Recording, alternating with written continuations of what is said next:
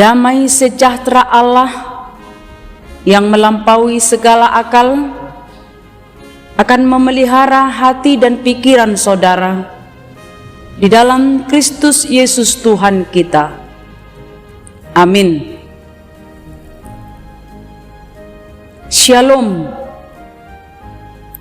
Kita akan mendengarkan renungan harian pada hari ini, HKBP Distrik 29 Deli Serdang, dari kitab Zakaria 10 ayat 2. Demikian firman Tuhan.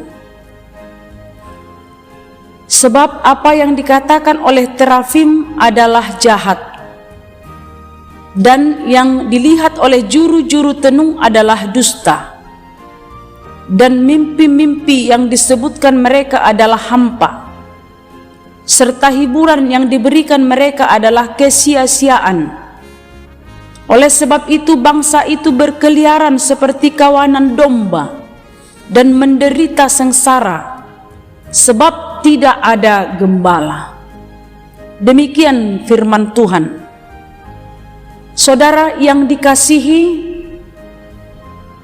dunia di mana kita hidup sekarang ada yang dipengaruhi pola berpikir okultisme,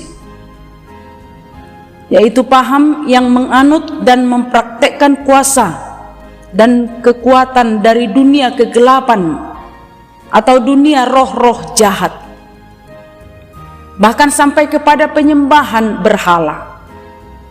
Ini bisa terlihat dari kehidupan, tidak memandang apakah masyarakat desa maupun kota, petani dan berpendidikan, masyarakat kota, eksekutif, dan yang berpikir intelektual, para pegawai, pengusaha, dan masyarakat dari golongan eksekutif. Ini bukan hal yang asing lagi dalam kehidupan sebagai orang yang disebut dirinya Kristen, tapi masih percaya akan kuasa-kuasa berhala. Dan salah satu dosa yang sangat dibenci oleh Tuhan dalam kehidupan umatnya sejak dahulu masa perjanjian lama sampai sekarang adalah penyembahan berhala. Percaya kepadanya dan memohon kekuatan daripadanya. Dengan tegas dan keras Allah melarang sebagaimana hukum Taurat yang kedua. Katakan, jangan perbuat bagimu patung yang menyerupai apapun, yang ada di langit atau yang ada di bumi atau yang ada di dalam air, untuk disembah atau bertakwa kepadanya. Karena Tuhan Allah sama sekali tidak menghendaki itu. Dikatakan Tuhan Allah kita adalah Allah yang cemburu, karena Tuhan akan menghukum dengan berat umat yang menyembah berhala. Dia bahkan akan membalaskan sampai kepada keturunannya yang ketiga dan yang keempat. Tapi Tuhan Allah kita juga adalah pengasih dan penyayang. Dia akan mengampuni pelanggaran, kesalahan dan dosa ketika umatnya bertobat.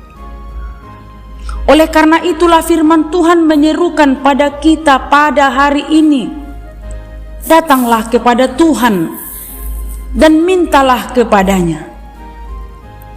Pada ayat 1 dikatakan, mintalah hujan pada Tuhan pada akhir musim semi.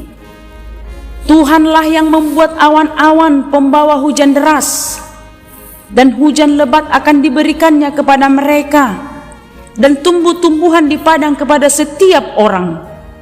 Jangan minta kepada ilah-ilah lain atau kekuatan-kekuatan lain, karena Allah lah yang membuat awan-awan, hujan, dan tumbuhan. Oleh karena itu umatnya itu tidak perlu takut dalam kehidupannya. Saudara yang dikasihi, Zakaria adalah seorang nabi yang melayani sejaman dengan Hagai. Nabi-nabi ini dikenal karena menggugah orang Yahudi di Yehuda dan Yerusalem untuk melanjutkan kembali pembangunan Bait Allah. Pada pasal 10 ini ditujukan kepada 50.000 orang Yahudi yang telah pulang dahulu dari pembuangan. Ini merupakan tahap pemulihan yang pertama bagi umatnya. Pada ayat pertama kita melihat masalah yang dihadapi oleh orang-orang Yahudi ini karena kebanyakan dari mereka pada saat itu bercocok tanam dan susahnya untuk mendapatkan hujan, sehingga menjadi sebuah pergumulan di dalam kehidupan mereka. Namun firman Tuhan mengingatkan mereka melalui Nabi Zakaria ini, memberikan ketenangan untuk mereka bahwa Allah lah yang membuat awan-awan, membuat hujan dan tumbuhan. Oleh karena itu dikatakan, datanglah kepada Tuhan dan mintalah kepadanya.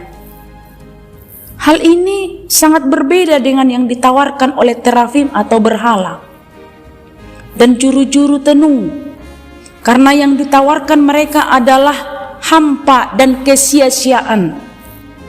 Para terafim justru hanya membiarkan orang-orang Yahudi terlantar dan menderita. Zakaria memberikan perbandingan kepada mereka untuk memilih mengikut Allah yang adalah pencipta dari segala kebutuhan mereka, atau terafim dan juru-juru tenung yang hanya mengatakan omong kosong. Saudara yang dikasihi dalam nama Tuhan kita Yesus Kristus, Allah sangat membenci ketika umatnya menaruh hidupnya di luar kekuasaan daripada Allah. Karena itu semakin membuat hidup semakin terpuruk, dan Allah pasti akan menghukum mereka, membuat hidup mereka semakin menderita dan sengsara dan tidak mempunyai tujuan hidup yang pasti. Saudara yang dikasihi dalam hidup ini, tidak mungkin kita lepas dari masalah.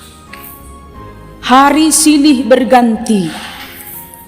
Masalah memang selalu ada dari berbagai hal. Apakah itu sakit penyakit, masalah ekonomi, masalah keluarga, masalah anak, dan banyak lagi masalah yang lain. Tapi apakah kita akan setia kepada penantian janji Tuhan?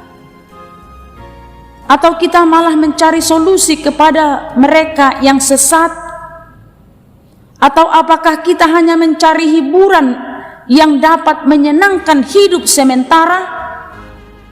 Ataukah kita datang kepadanya dan meminta kepada Tuhan? Mari kita setia hanya kepada Tuhan, karena hanya Dia yang mampu menuntun kita, sehingga kita memperoleh ketenangan dan kebahagiaan dalam hidup ini sekarang dan maranatha sampai kedatangannya yang kedua kali. Amin.